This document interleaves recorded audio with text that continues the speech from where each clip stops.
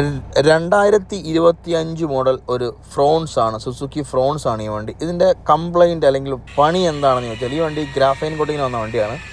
ഇറങ്ങി 6 മാസം കഴിഞ്ഞിട്ടാണ് ഈ വണ്ടി ഗ്രാഫൈന് വരുന്നത്. അതുകൊണ്ട് തന്നെ നന്നായിട്ട് പണിയുണ്ടായിരുന്നു. കാര്യം എന്ന് വെച്ചാൽ, ഏതൊരു വണ്ടിയും ഗ്രാഫൈനോ ബൊറോഫിനോ ചെയ്യാൻ പ്ലാൻ ഉണ്ടെങ്കിൽ വണ്ടി എടുത്ത് വിത്തിൻ 2 days ചെയ്യുക.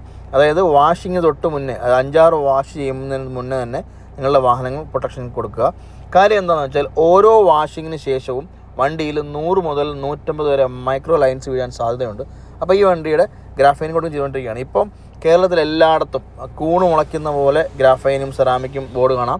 പക്ഷെ നമ്മൾ 2017 മുതൽ സെറാമിക് ഇറങ്ങിയ സമയം മുതൽ നമ്മൾ ചെയ്യുന്നതാണ്. സെറാമിക് ഉണ്ട്, നമുക്ക് ബൊറോഫിനുണ്ട്, ഗ്രാഫൈനുണ്ട്, എല്ലാത്തരം ഡീറ്റെയിലിംഗ് ഉണ്ട്. അപ്പോൾ ഇതിൻ്റെ വർക്ക് കംപ്ലീറ്റ് കഴിഞ്ഞു.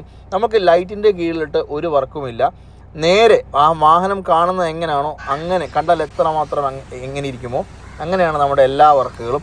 ഇതൊരു മഴയുള്ള ദിവസമായിരുന്നു, അതുകൊണ്ട് തന്നെ വാട്ടർ റിപ്പല്ലൻ്റ് എഫക്റ്റ് നന്നായിട്ട് ഈ വണ്ടിയെ കാണാൻ പറ്റും.